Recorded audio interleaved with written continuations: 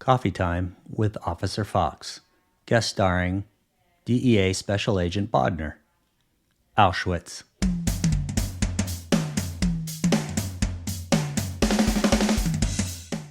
One of the more interesting cases I was involved with was in '96. It was a group that was from Medellin, Colombia. They were smuggling cocaine from LA to New York, and they were using all kinds of unique smuggling methods, all by vehicle, but just strange vehicle, right?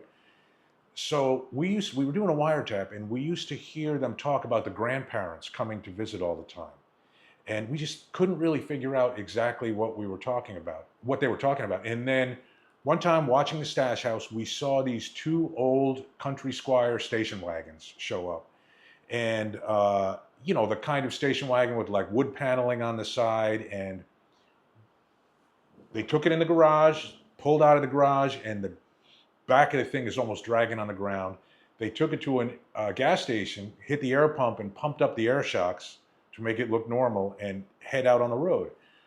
So we thought, hey, that's pretty good indication of smuggling right there. In a garage, out of garage, the car's riding lower. They pump up the shocks. We knew that it was a drug stash house.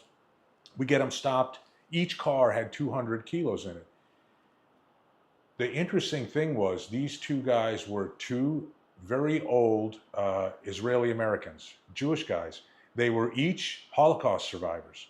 So they each had a tattoo on their arm with, I guess, like the Auschwitz number or the prison camp number. I mean, they had seen some hard times, and talking to those two guys, like there was not much you could say that was gonna get them to cooperate with law enforcement. They're like, basically they just came right out and said, hey, when I was, I don't know if he was a teenager or even 10 years old or something in a prison camp, there was not a lot that we were gonna threaten him with that was gonna be worse than what he had already been through. But anyway, these two guys, DEA has something called NATIS, right? And it's a system where anyone with a involvement in a drug case is indexed, or they're noted in that.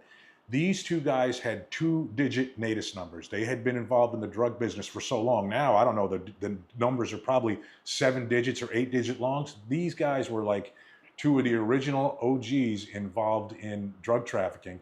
And just fascinating that they were Holocaust survivors, 75-year-old men that got involved in drug smuggling, and no one gave them a second look. Wow. Thanks, Bill. Yep.